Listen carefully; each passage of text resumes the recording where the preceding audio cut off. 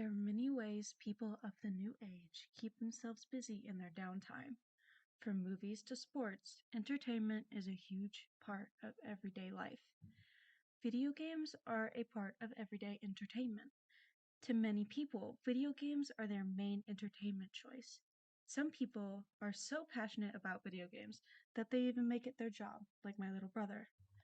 Today, I will be talking about video games' brief history, a few things they use to create them and how those methods work, how video games can be important, and their future in society. First, a brief history of video games. The first video game was called Tennis for Two, made in 1958 by physicist William Higginbotham, which was a 2D tennis court and an oscilloscope screen.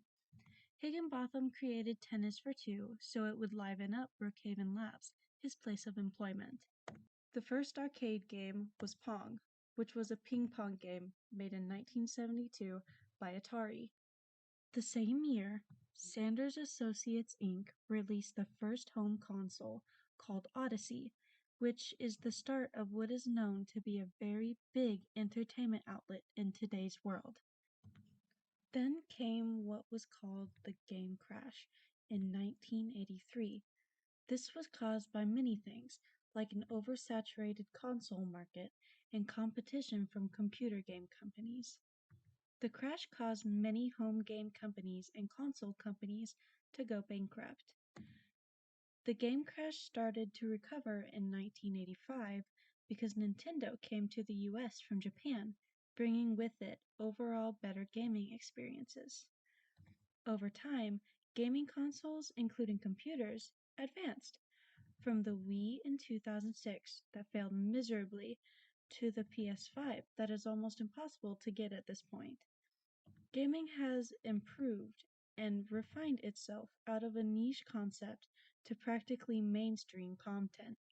With consoles being in nearly every home, video games have become just as common as television. So how are video games made? There are many things that go into making video games. The two most interesting, in my opinion, are motion capture and Unreal Engine.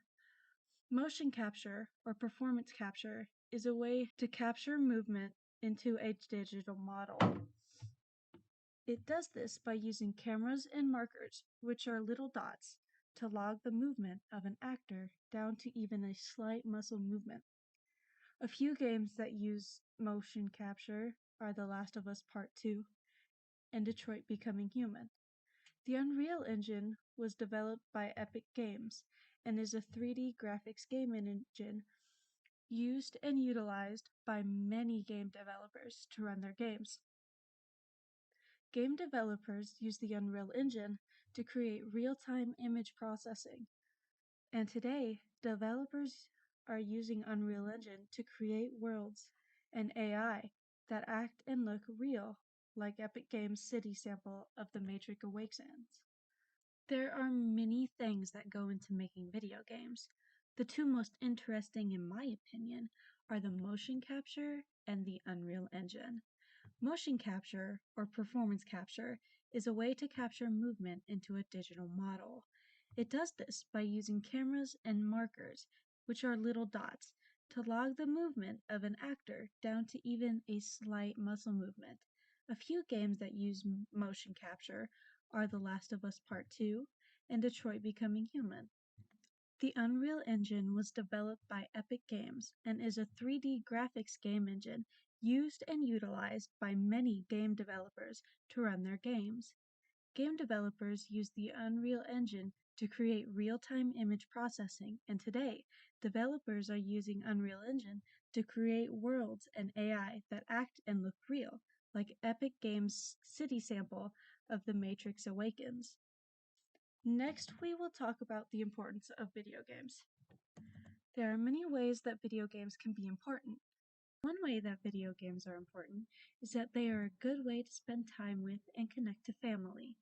One game made exactly for this is one called It Takes Two, a game where you have to work together with one other person to better the relationship of the two main characters in the game so they can get back home to their daughter. It Takes Two was built for couples to strengthen their relationship together in a fun way. Another way video games are important is that they encourage better cognitive health.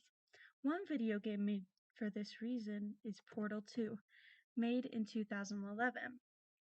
Researchers at Florida State University have come to the conclusion that Portal 2 has a better percentage of increasing cognitive health than Lumosity, a game built by psychologists to strengthen the mind. Video games are also utilized by the military. The Air Force have been using special video games to run training simulations using VR headsets, resulting in better field knowledge and increased problem-solving skills in high-tense situations. Now I will talk about the future of video games. In a technology-increasing world, entertainment must change too. 50 years ago, we had the very first video game. Since then, we have advanced them so far as almost fully immersing ourselves in those imaginary worlds. I believe that the video game industry will continue to grow and advance, achieving complete immersion with games indistinguishable from our own world and AI that act like real people. Schools around the world have been developing video games to teach children. Militaries use them to train recruits in combat situations. Video games will become a part of our everyday lives, and it's only a matter of time. It's time for this to come to a close, finally. Video games have become a daily factor in most of our lives, one way or another. From developers who create them, to militaries using them to create safer soldiers, video games are an important part of our daily lives. We use them to strengthen our bonds and our minds, to teleport us to different worlds and live lives that we normally can't. But most importantly, we use them so we don't have time to think about our inevitable mortality. So, let's keep our brain busy and be a cat that wants to buy a soda. Go see for yourself what video games can offer.